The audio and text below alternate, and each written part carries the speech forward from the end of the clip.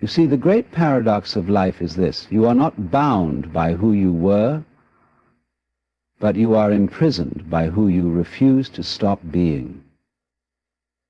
The person you aspire to become is not a distant dream floating somewhere in the fog of the future. It is a choice you must make in the present. You are not a fixed entity, bound by past decisions, circumstances, or even the way others perceive you. You are fluid, constantly reshaping and redefining yourself with every thought you think, every action you take, and every belief you choose to adopt or discard. The notion that identity is something static, a condition imposed upon you by birth, society, or past experiences, is an illusion that keeps many people trapped in patterns they could easily break if they understood their own power. Most people live under the weight of who they have been, rather than embracing the freedom of who they can become. They mistake their past choices for permanent traits, forgetting that who they are today is merely a reflection of past decisions, not an unchangeable truth. The habits you follow, the beliefs you hold, and the way you see yourself are not set in stone. They are constructs that can be dismantled, altered, or reinforced depending on your willingness to take ownership of your identity. Consider the way people speak about themselves. I am shy, someone might say, or I have always been this way. But what does that really mean? A person is not born shy. They develop behaviors that reinforce shyness over time. Perhaps they learn to avoid social situations because of an early experience of rejection, and with enough repetition, this became a pattern. Over time, they stopped questioning it and labeled themselves as a shy person. The label becomes an excuse, a comfortable justification for not changing, even when the desire for transformation lingers beneath the surface. The same is true for confidence, discipline, intelligence, or any other quality people assume is fixed. A person who believes they lack discipline is simply someone who has practiced inconsistency for a long time. A person who considers themselves unintelligent is merely someone who has neglected to seek knowledge, not someone incapable of learning. The truth is, identity is built moment by moment, and it is built through choice. Each time you decide to act in a certain way, you reinforce that version of yourself. The difference between those who transform and those who remain stuck is not talent, luck, or fate. It is the realization that identity is something you can shape deliberately. If you want to change, you must understand that the process begins with a decision. Not a vague wish or a hopeful thought, but a firm choice to embody a different version of yourself. You must act as though you already are the person you want to become. This is not deception, it is practice. Just as a musician does not wake up one day with mastery, but instead plays the instrument daily until skill emerges, identity works the same way. You do not suddenly become disciplined. You practice discipline until it becomes natural. You do not suddenly become courageous. You act in the face of fear repeatedly until bravery is second nature. The struggle most people face is that they are waiting for permission. They wait for a moment when they will suddenly feel like a different person, but that moment never comes. Transformation is not something that happens to you. It is something you step into. The hesitation, the fear, the uncertainty, they do not disappear before you begin. They exist because you are stepping beyond what is familiar, and discomfort is the cost of becoming someone new. It is easy to look at others who embody qualities you admire and assume they were simply born that way. But behind every confident speaker was once a person who stumbled over their words.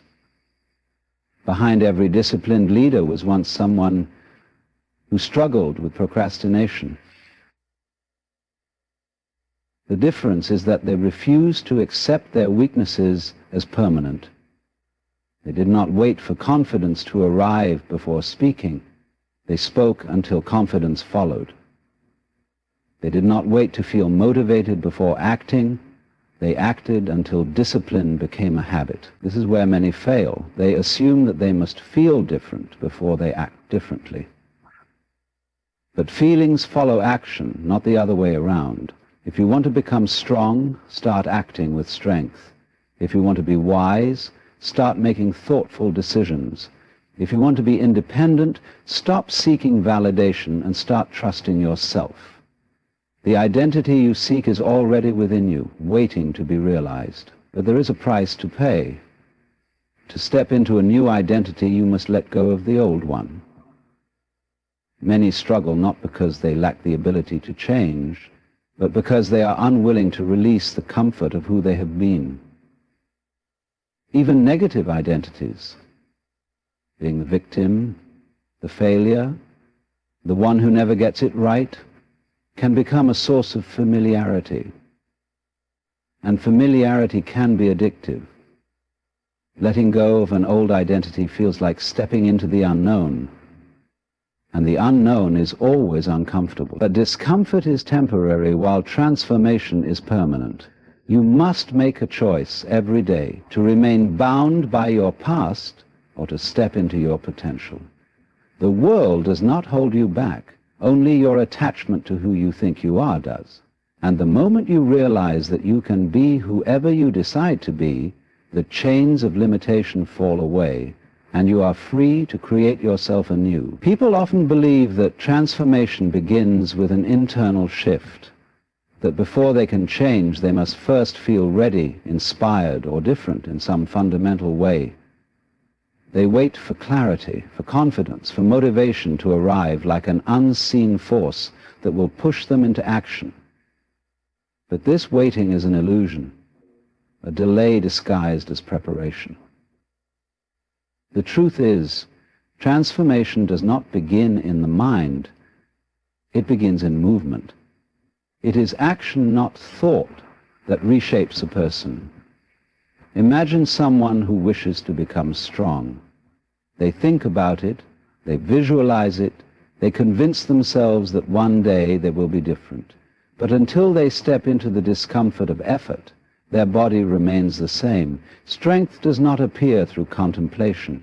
It is built through repetition, through struggle, through pushing beyond what is comfortable. The same is true for anything. Confidence, discipline, intelligence, or courage. These are not traits one passively acquires, but skills developed through consistent action. The mistake many make is assuming they must first feel different before they can act differently. They believe they must first feel confident before they can speak boldly, that they must first feel disciplined before they can commit to a routine. But feelings follow actions, not the other way around. The person who hesitates to speak remains quiet, reinforcing their insecurity. The person who waits to feel motivated never begins, and in not beginning they remain stagnant. But the one who steps forward, even with shaking hands, starts to change the very moment they take that step. Action is the architect of transformation. It shapes identity, rewires beliefs, and dismantles limitations. Consider someone who sees themselves as weak. They may hold this belief for years, accepting it as truth.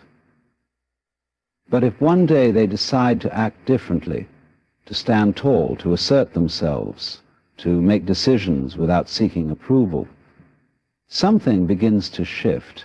At first it feels unnatural, as though they are merely pretending. But with repetition, what once felt forced becomes familiar, and eventually it becomes who they are. The person who once believed in their weakness now carries themselves with strength. The shift did not come from waiting for strength to emerge. It came from embodying it before it felt real. People often underestimate how malleable they truly are. They believe their habits, their fears, their limitations are fixed, as if carved into stone. But the truth is, every action either reinforces an old version of yourself or builds a new one. When you repeatedly choose to act in a certain way, that choice hardwires itself into your identity. The mind adapts to what you do, not what you think about doing. The difficulty lies in the beginning. The first attempt always feels unnatural because it challenges the inertia of the past. A person who has spent years avoiding discomfort will find resistance when they first push themselves. The mind will generate excuses, convincing them to wait, to start tomorrow, to try again when conditions are better. But conditions do not create transformation. Actions do. Those who succeed are not the ones who wait for the right time. They are the ones who begin when it is uncomfortable, uncertain, and even terrifying. Fear is often what holds people back, but fear itself is nothing more than a signal that you are stepping beyond the familiar. The mind resists change because it prefers patterns, even if those patterns are destructive. But when you act in spite of fear, when you move forward despite doubt, something powerful happens. The fear loses its grip. It does not disappear all at once, but with every action its voice weakens. The person who once felt paralyzed by fear eventually wonders why they were ever afraid to begin with. This is the essence of transformation. You do not wait to feel ready. You move, and in moving you become. You do not wait to be skilled. You practice, and in practicing mastery begins. You do not wait for confidence. You step forward, and confidence grows in the space you create through action. Most people never break free from their patterns because they are caught in the illusion that change begins in the mind. The mind follows where the body leads. The greatest breakthroughs come not from thought, but from action. And the moment you begin, even imperfectly, even clumsily, you set into motion a transformation that no amount of overthinking could ever accomplish. Who you are is not determined by what you think about yourself, but by how you carry yourself, how you act, how you move through the world, the way you speak, the way you hold yourself, the way you respond to challenges. All of these shape not only how others perceive you, but how you perceive yourself. To embody something is not merely to believe in it. It is to live it so fully that it becomes inseparable from your identity. Many people wait to become confident before they start acting confidently. They wait to feel disciplined before they begin practicing discipline. They wait for clarity before they make decisions. But the truth is, the qualities they seek do not come from waiting or wishing. They come from embodiment. Confidence is not something you acquire and then display. It is something you display until it becomes real. Strength is not something you think about having. It is something you demonstrate in action. A person who wants to be fearless must first act as though they are fearless, even in moments of uncertainty.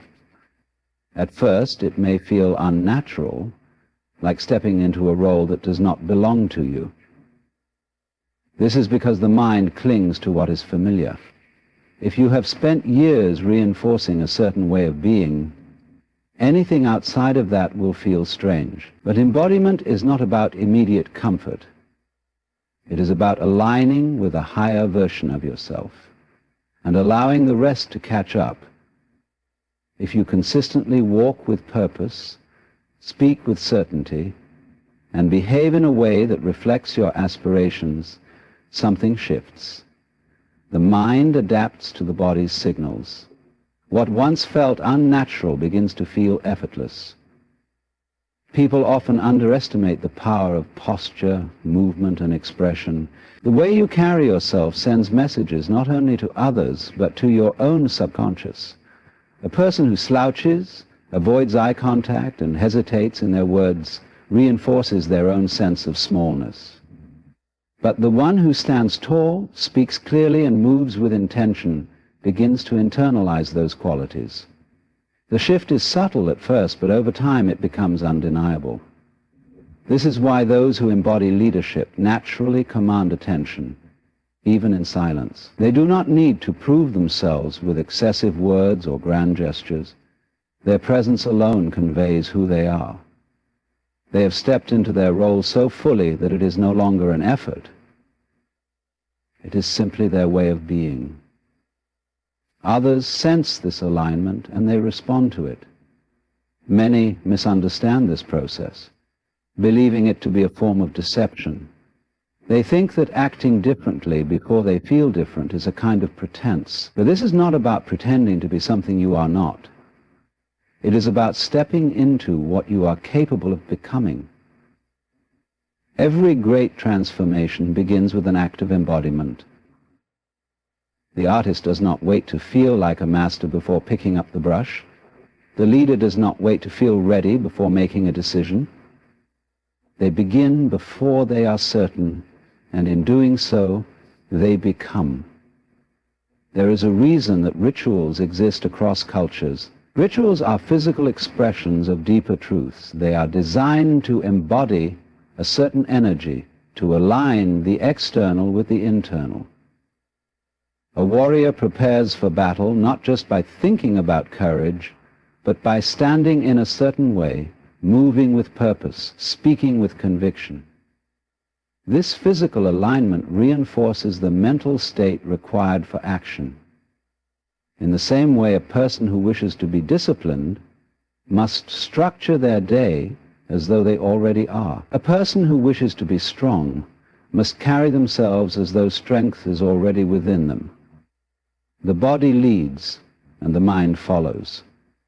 Many remain trapped in old identities because they wait for transformation to happen to them, rather than stepping into it. They say, "I will be confident when I feel confident," not realizing that confidence is the result of embodiment, not the prerequisite. They say, "I will take action when I am ready," not realizing that readiness comes through action. The mind is a mirror. It reflects what you show it. If you embody weakness, hesitation, or doubt, those qualities will reinforce themselves. But if you embody certainty, resilience, and purpose, those qualities will grow. This is why some people seem to change their lives dramatically while others remain stuck. Those who transform do not wait for permission to become someone new. They step into it fully. They walk, speak, and act as though they have already become what they seek, and in doing so, they turn possibility into reality. The body leads, the mind adapts, and before long the transformation is complete. The world you experience is not an objective reality, but a reflection of how you perceive it. Two people can stand in the same place, face the same circumstances, and yet live entirely different realities. One sees obstacles, the other sees opportunities. One feels trapped, the other feels free. It is not the situation that differs, but the lens through which they view it. Perception is the silent architect of reality, shaping not just how the world appears, but how life itself unfolds. People often believe that what they see is the truth, but they rarely question how their mind interprets what they see. A person who expects failure will find evidence of it everywhere, while one who believes in possibility will notice doors opening where others see walls. The mind filters information according to what it expects to find. If you believe people are untrustworthy, you will notice every act of dishonesty. If you believe life is unfair, you will see only the injustices. But if you believe in growth, in learning, in hidden potential, your mind will begin to seek out those experiences instead. The power of perception extends beyond thought. It affects emotions, actions, and even outcomes. A challenge is not inherently good or bad. It is neutral until perception gives it meaning. A person who fears struggle will see difficulty as proof that they are failing, while another will see the same struggle as proof that they are growing. The difference between defeat and resilience is not found in circumstances, but in how they are perceived. This is why two people can experience the same hardship and emerge with entirely different futures. One may become bitter, feeling wronged by life, while the other becomes wiser, grateful for the lessons hidden in adversity. The difference was not in the event itself, but in how it was processed. When a person shifts their perception, they do not change the past, but they change what the past means to them, and in doing so, they change the trajectory of their future. Perception shapes not only how a person views the world, but also how they view themselves. If someone believes they are weak, every failure reinforces that belief. If they believe they are capable, every setback becomes fuel for improvement. The mind is not concerned with truth. It is concerned with consistency. It seeks to confirm what it already believes, even if that belief is limiting. This is why a person trapped in self-doubt will overlook their strengths and focus on their flaws, but the moment they shift their perception, even slightly, their reality begins to shift as well. Consider a person walking into a room full of strangers. If they perceive themselves as unworthy, they will assume others are judging them, that they do not belong. They may avoid eye contact, speak hesitantly, and confirm their own fears through their action. But if they perceive themselves as valuable, as someone with something to offer, they will carry themselves differently, they will engage with confidence, draw people in, and experience the room in an entirely different way. Nothing external changed. The people, the setting, the circumstances remained the same. The only difference was how they saw themselves, and that single shift altered everything. Perception is so powerful that it can even override reality itself. There have been studies where individuals were given harmless substances but were told they would cause harm, and their bodies reacted accordingly.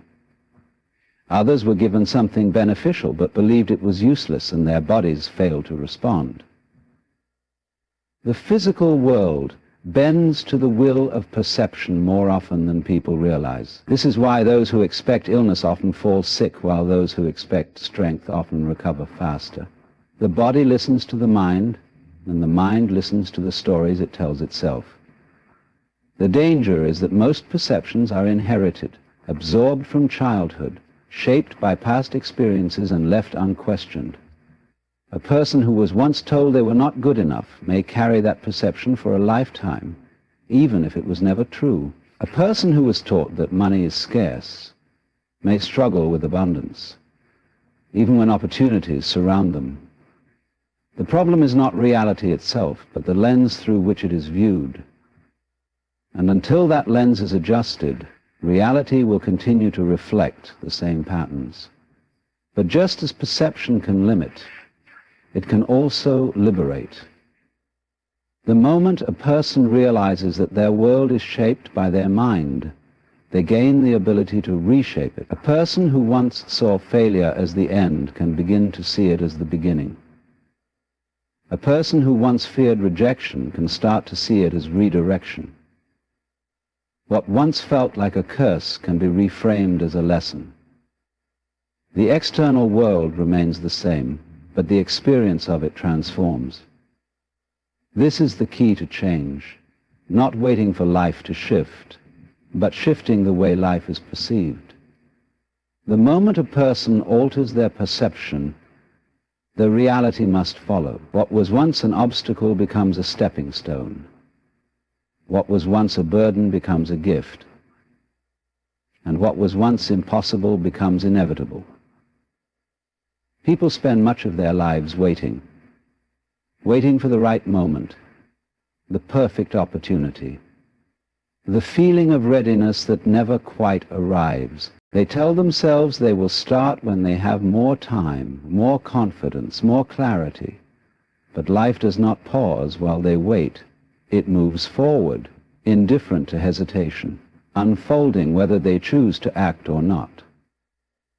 The idea that a better time will come, that someday everything will align, is an illusion that keeps people trapped in inaction.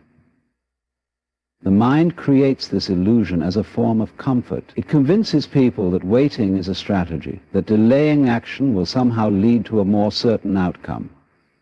But in reality, waiting is often just disguised fear. Fear of failure, fear of judgment, fear of making the wrong choice. It is easier to postpone than to risk stepping into the unknown. The mind justifies this by saying that conditions are not yet right, that more preparation is needed, but there will always be another excuse, another delay, another reason to stay still. There is no perfect time to start anything. There will never be a moment when all doubts disappear, when every detail is clear, when the risk is gone. Those who succeed are not the ones who wait until they are ready. They are the ones who begin despite uncertainty. They take the first step without knowing exactly where the path will lead. They understand that clarity comes from movement, not from standing still. Action reveals answers that hesitation never will. Many believe that waiting protects them, that by delaying they avoid failure, but in reality waiting is its own kind of failure. The opportunities missed, the experiences never had, the growth that never happens. These are losses that often go unnoticed. Time spent waiting is time that cannot be regained. Life does not pause while decisions are postponed. It moves forward, indifferent to hesitation. And those who fail to act often find themselves looking back, wondering where all their time went. There is a difference between patience and waiting. Patience is knowing when to act and when to hold steady. Waiting, on the other hand, is an endless cycle of postponement. It is standing at the edge of possibility but never stepping forward. Many confuse the two, believing that their hesitation is a form of wisdom. But true wisdom understands that growth happens through experience, not through delay. People wait for external validation, for signs that they are on the right path. They seek reassurance that their choices will be correct before they make them. But no one can guarantee success. No one can promise that every decision will lead to the desired outcome, and so they wait, hoping for certainty that will never come. But certainty is not a requirement for action. The only way to know if a choice is right is to make it and see where it leads. Even mistakes are valuable, for they teach lessons that hesitation never will. Some wait for confidence before they act, believing that once they feel sure of themselves, they will be ready. But confidence is not something given in advance. It is built through action. A person does not become confident and then begin. They begin, and in doing so they become confident. Waiting for confidence is like waiting for strength without ever lifting the weight. It is through effort, through challenge, through doing what feels uncomfortable, that confidence is formed. Others wait for motivation, believing that they need to feel inspired before they can take action. But motivation is fleeting, unreliable. It comes and goes, like the wind. Those who rely on it will always find themselves trapped in cycles of waiting, only moving forward when they feel like it. But discipline is stronger than motivation. Those who understand this take action, regardless of how they feel, and in doing so they create their own momentum. Action fuels motivation, not the other way around. Some wait for the right conditions, believing that external factors must align before they can begin. They wait for the economy to improve, for the right people to support them, for circumstances to be in their favor. But there will always be obstacles. There will always be reasons why now is not the perfect time. Those who succeed do not wait for conditions to be ideal. They move forward despite imperfection. They adapt. They adjust. They create opportunities instead of waiting for them. The illusion of waiting is that it feels safe. It feels like control, but in reality it is surrender. It is allowing time to slip away in the hope that someday will be different.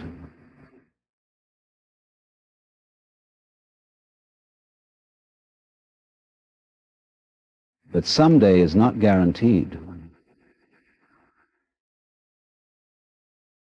The only moment that truly exists is now, and those who understand this take action while others hesitate.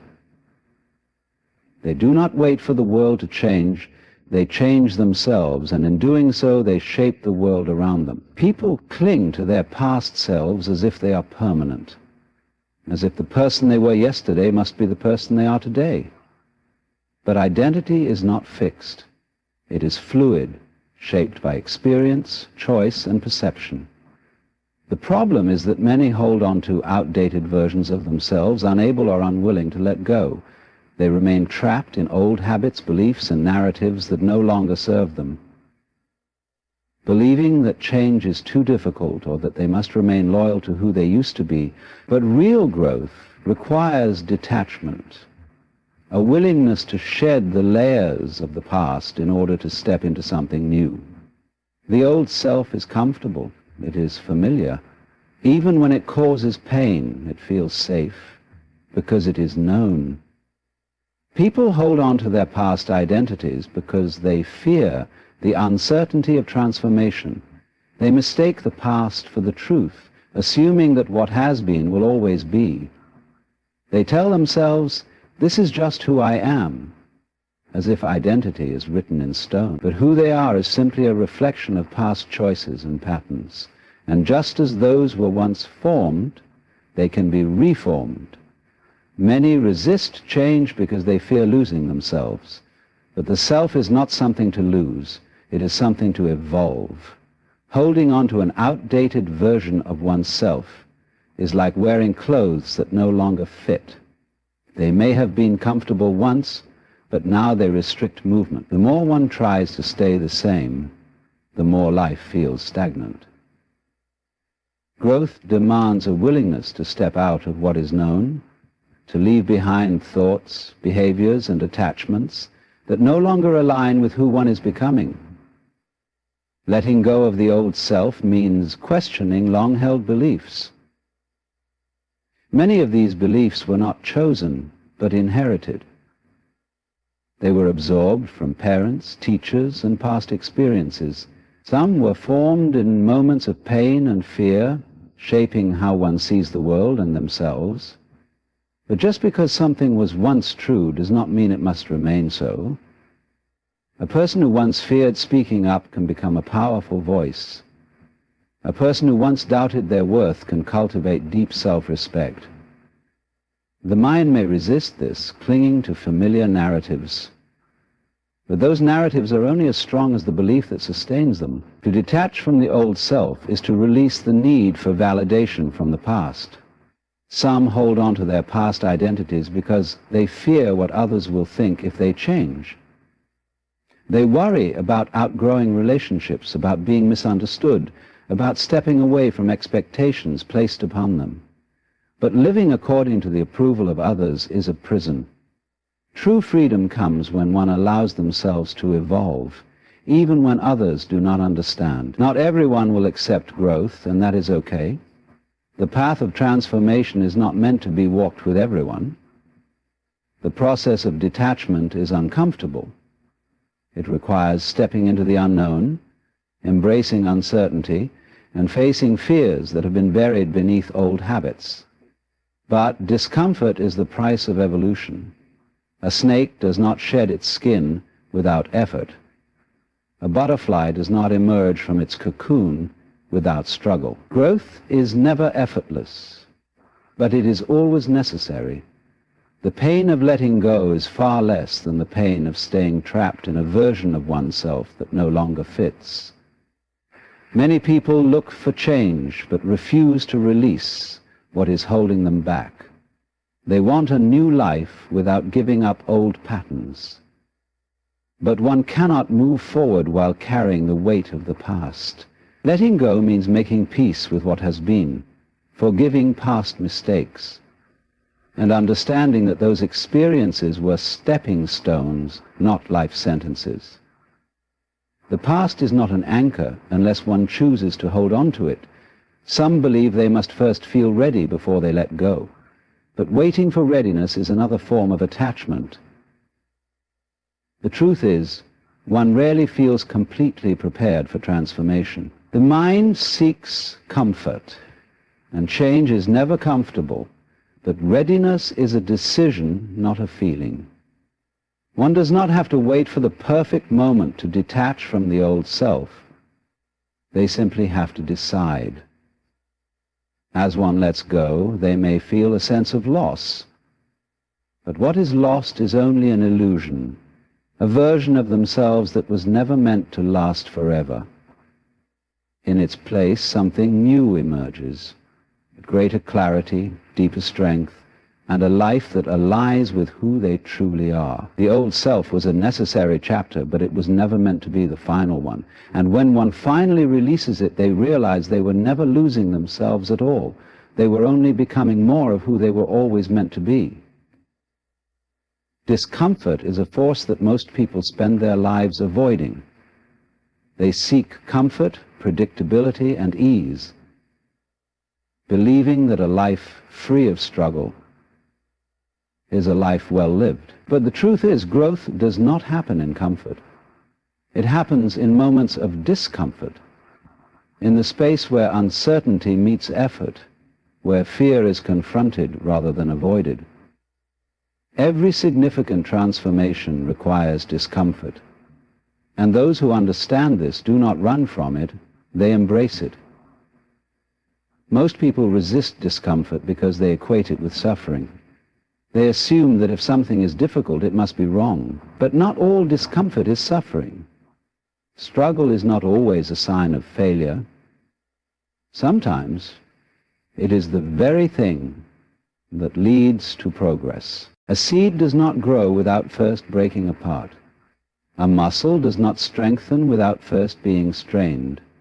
A person does not evolve without first stepping beyond what is familiar. Growth and discomfort are inseparable, two sides of the same coin. People often admire those who have achieved great things, but they overlook the discomfort it took to get there. They see the success, the strength, the wisdom, but they do not see the moments of doubt, the failures, the countless times of pushing through difficulty. Every great artist, athlete, leader, or thinker has endured discomfort in pursuit of something greater. The difference between those who grow and those who remain stagnant is not talent or intelligence. It is the willingness to endure what others avoid. The mind seeks comfort as a survival instinct. It prefers the known over the unknown, even when the known is limiting. This is why people stay in situations that no longer serve them, why they repeat the same patterns, why they resist change even when they crave it. But the pursuit of constant comfort is a trap. It keeps people small, preventing them from experiencing the fullness of life. Comfort does not challenge, and without challenge there is no progress. There is a moment in every journey where discomfort feels unbearable, where the temptation to turn back is strong. The body resists, the mind creates excuses, and the path forward seems impossible. This is where most people stop. They retreat to safety, telling themselves it was not meant to be. But those who grow recognize this moment for what it is, a threshold. On the other side of that discomfort is transformation. The only way through is forward. Many fear discomfort because it makes them feel weak. They assume that struggle means they are not capable, that doubt means they are not ready. But discomfort is not a sign of weakness. It is a sign of growth. Strength is built in the moments when giving up seems like the easier choice. Confidence is not something that comes before action. It is something that is built through action. The more one leans into discomfort, the more resilient they become. Discomfort is the price of becoming more. It is the cost of learning, improving, and expanding beyond what was once possible.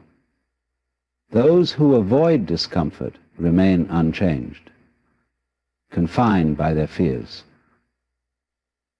But those who embrace it discover that discomfort is not the enemy, it is the gateway to everything they seek.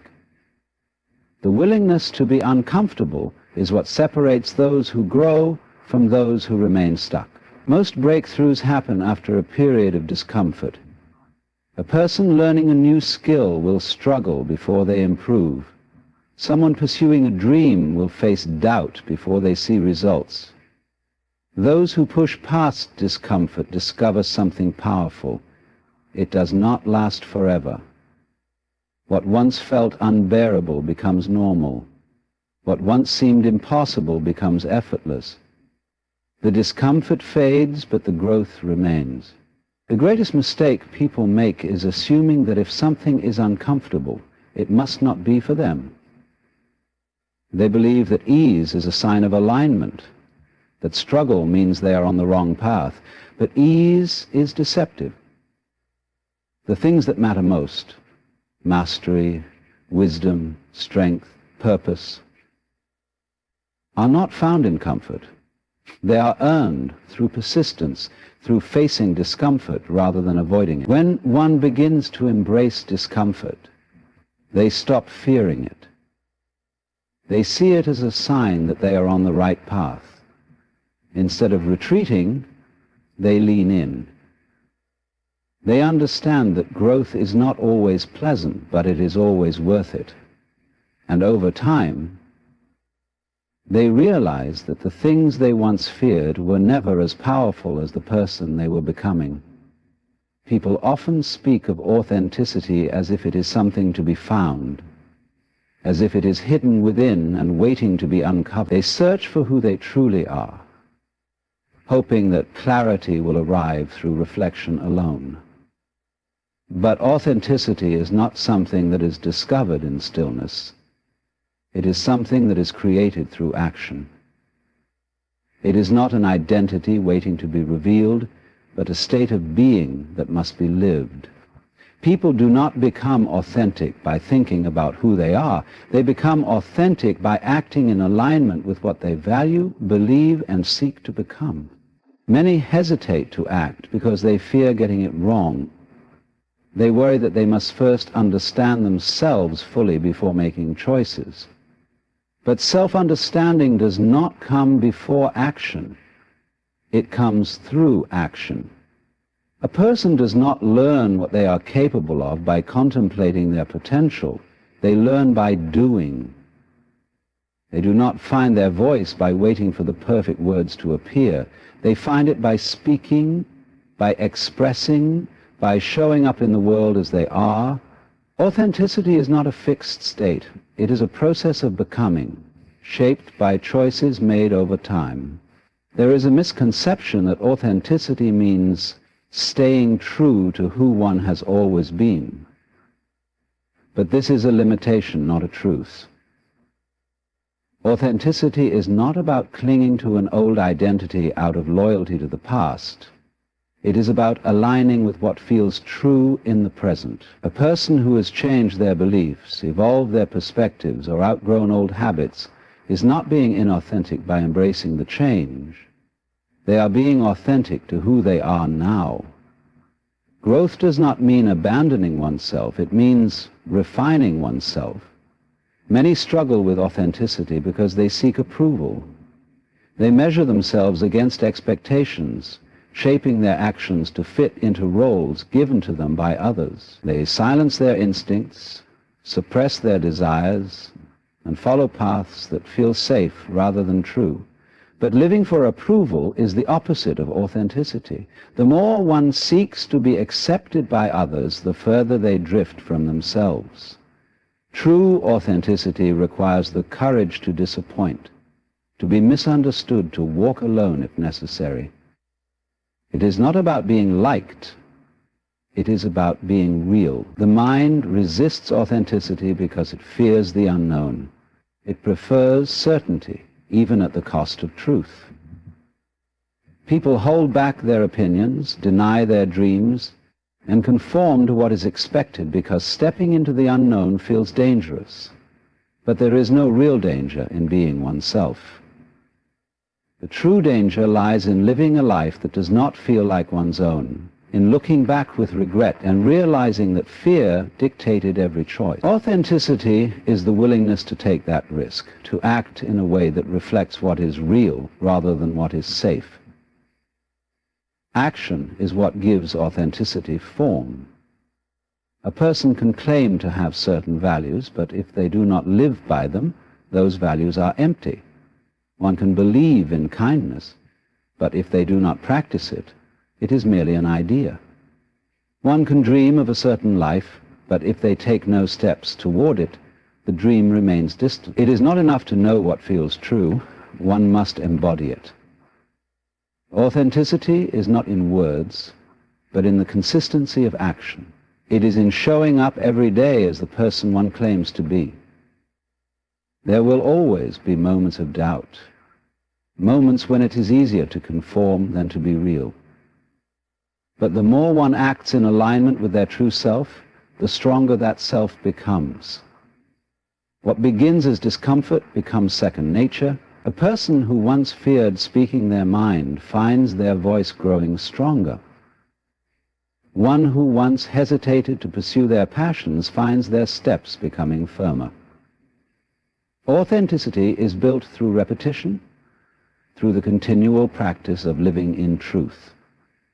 Some fear that being authentic will lead to rejection, and it might.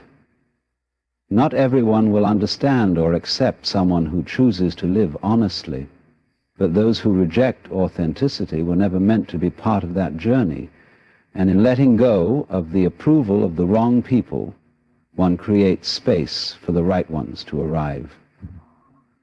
Authenticity does not repel what is meant for someone, it attracts it.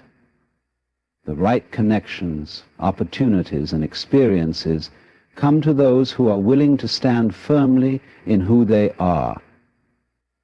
Authenticity is not perfection.